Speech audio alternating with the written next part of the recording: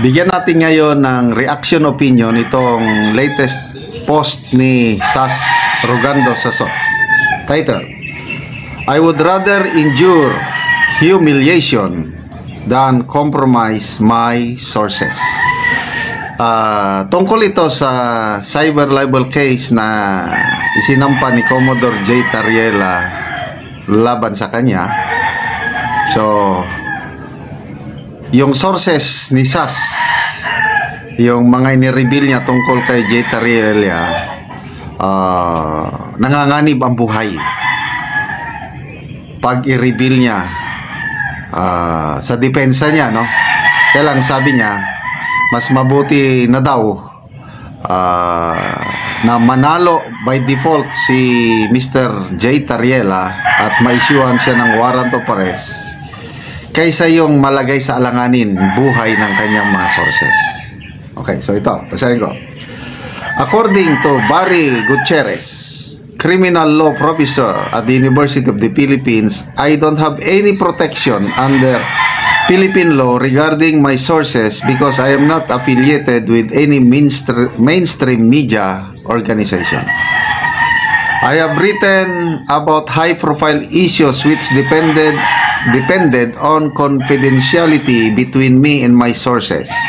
Some of the high-profile issues are, ayan, inisa-isa niya. So, marami tayong nalaman na mga sekreto na hindi nabubulgar, kaya lang nabulgar dahil may mga informants na nagtitiwala kay Sas.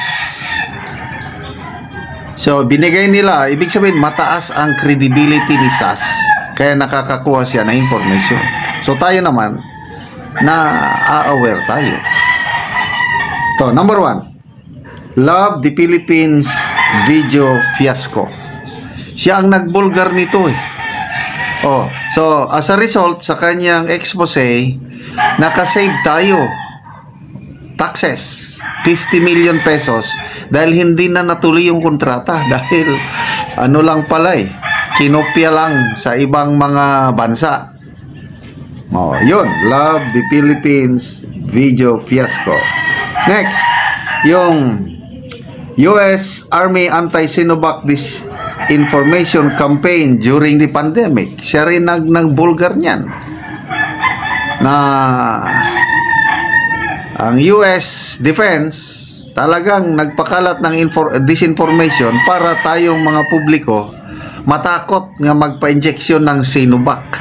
Ako, natakot kami. Yung pamilya ko, ayaw namin ng Sinovac dahil sa disinformation na sinagawa ng na later on inamin ng US Defense official.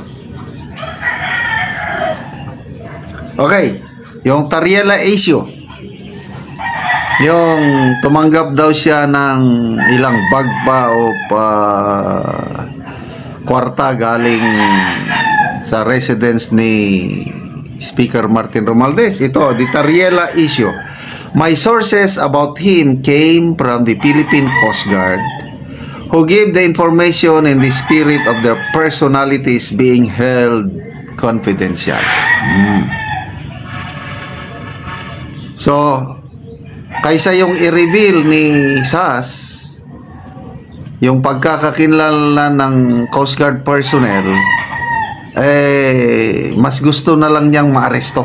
Ma-issuean siya ng warrant of arrest. Basta gusto niyang proteksyonan ang kanyang mga sources sa Philippine Coast Guard.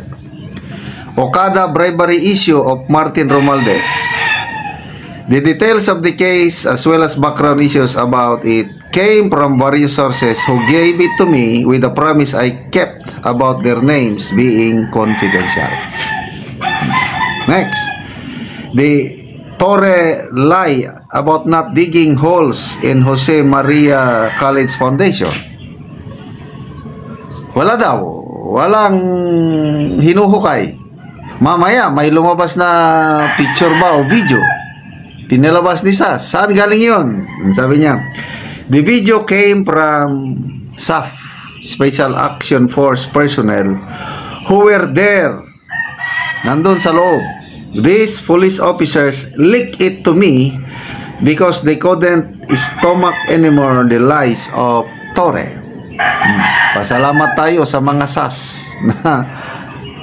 Yan, Duran Duran concert. Bigla nating nalaman last year na nagpaparty na pa sila, millions of pesos ang bayad. The Duran Duran concert during birthday of Marcos Jr., the picture came from someone present in the celebration. Sabi niya, that I and my sources have no protection under Philippine law. Ayan.